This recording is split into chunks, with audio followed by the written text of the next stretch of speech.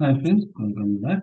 And today we are going to discussing about how to validate the get response body using our Playwright C sharp. Okay.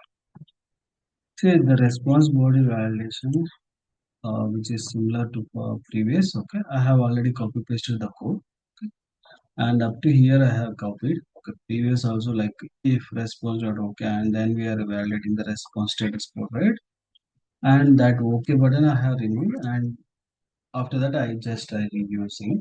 Okay, and here you can able to use from now from this response JSON response I want to get the user ID. Okay, for this I am going to creating a variable called a user ID, a variable, and then I'm using for JSON response. Okay, here there is a strict key format. Okay, you have to use for question mark.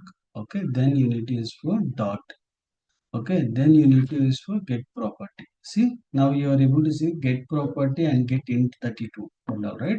If you are not using that and if you use directly, you can see there is no get property value. If you use directly get only dot, you will not able to see for any kind of value only. Okay. For this only you have to use for question mark, then you need to use for dot. Okay, because this is basically JSON element. If it is JSON element, you have to use the question mark. Otherwise, you will not get the proper value. Okay, and get property. And in the get property, we need to provide the value. What value we need? ID. Okay, I'm copying that ID and I'm pasting here. Okay, and then this particular ID you have to convert into integer. Okay, for this I'm going to use for int 32 format of conversion. Okay, semicolon. And here I'm going to use for assert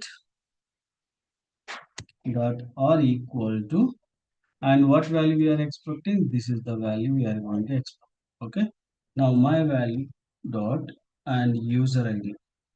Okay, and then use it for this particular semicolon. Now you can run it now.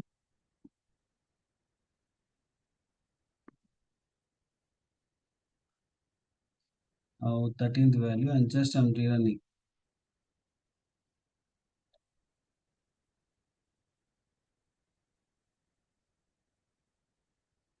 See, my cases got passed. Okay, like this we can able to pass it.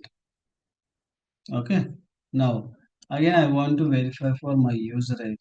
Okay, for user ID verification also similar format, nothing different, but only thing we need to change here. I'm going to copy paste here, and here is my name, username. Okay, and I'm pasting here, and here also name, and here is basically get 32 format, right? I don't want to forget 32, and just I need to get string. Okay, get string format. Okay, we need to use get string. For if it is integer, you need to use the get int 32, and here is string is you have to use like this. Okay, now I'm going to use for this name, and then I can use for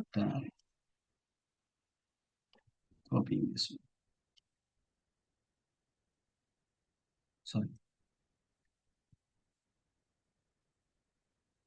Now I'm saving this. Again, I'm running for this one.